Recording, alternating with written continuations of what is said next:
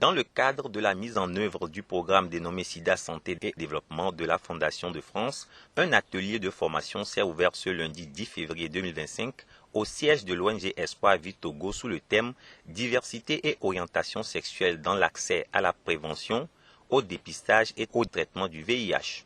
Organisée par l'ONG Racine du Bénin en collaboration avec Espoir Vie Togo, cette rencontre rassemble les médicaux, les paramédicaux, les communautaires, les psychosociaux, les fonctionnaires de police, les magistrats.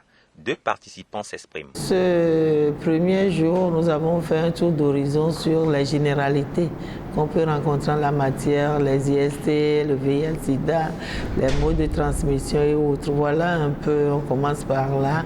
Et déjà ce soir et les jours à venir, on va tomber sous le vif du sujet qui concerne la discrimination dont font l'objet les personnes que nous qualifions souvent de vulnérables, les personnes, les populations clés et autres. Les populations clés, c'est les prisonniers, les personnes privées de liberté, les homosexuels, et les personnes qui se droguent par les aiguilles, et ceci-là permettant la transmission du VIH.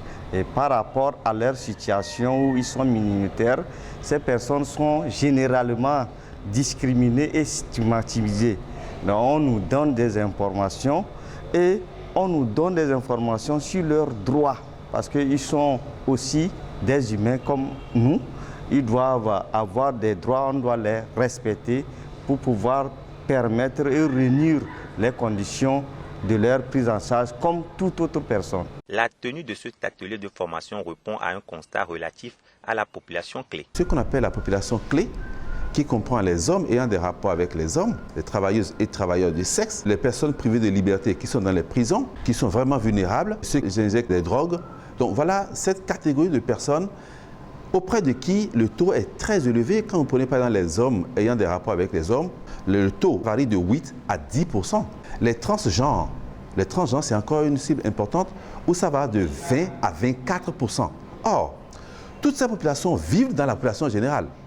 Et donc, si vous voulez que le taux au niveau de la population générale chute, il faut agir sur cette population-là. Notre culture, malheureusement, ou heureusement, j'en sais rien, ne permet pas encore d'accepter cette question d'homosexualité. Donc, c'est des personnes qui ne sont pas acceptées dans la prise en charge des soins. Et donc, parfois, c'est au niveau du commissariat, parfois, c'est au niveau du tribunal. Et c'est pour ça que ces acteurs sont extrêmement importants pour qu'on leur exprime les questions d'orientation sexuelle, pour qu'ils comprennent, non pas pour qu'ils en fassent la promotion, mais qu'ils comprennent que voilà, cette personne, même s'il a fait son choix d'orientation sexuelle, a besoin d'avoir les soins comme tout le monde. Donc voilà un peu l'objet de notre rencontre ici.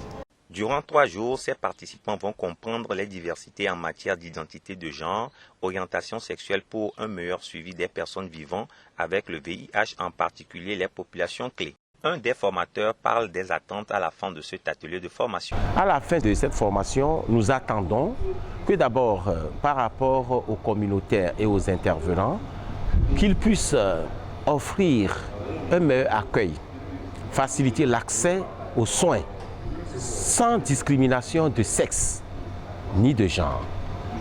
Et aussi, par rapport à la police, qu'elle puisse être aussi attentive à tout ce qui est respect des droits, violation et prise en compte de tous ceux et celles qui peuvent être des survivants des violences basées sur le genre, et que la police aussi puisse nous aider pour informer et sensibiliser pour le respect de tout ce qui est équité genre, pour faciliter l'accès toujours aux soins, à la prévention et à la prise en charge pour toutes et tous. Il n'oublie pas le rôle que vont jouer les magistrats ayant pris part à cette formation. Pour les juges et les magistrats, c'est pour pouvoir prendre en compte, dans le cas de la surveillance de toutes les formes de discrimination et de violation, prendre en compte les plaintes et les examiner, même si les personnes qui portent plainte, quelquefois, sont des personnes vulnérables. Ce projet est soutenu par la Fondation de France. 15 participants prennent part à cette première session qui prend fin demain.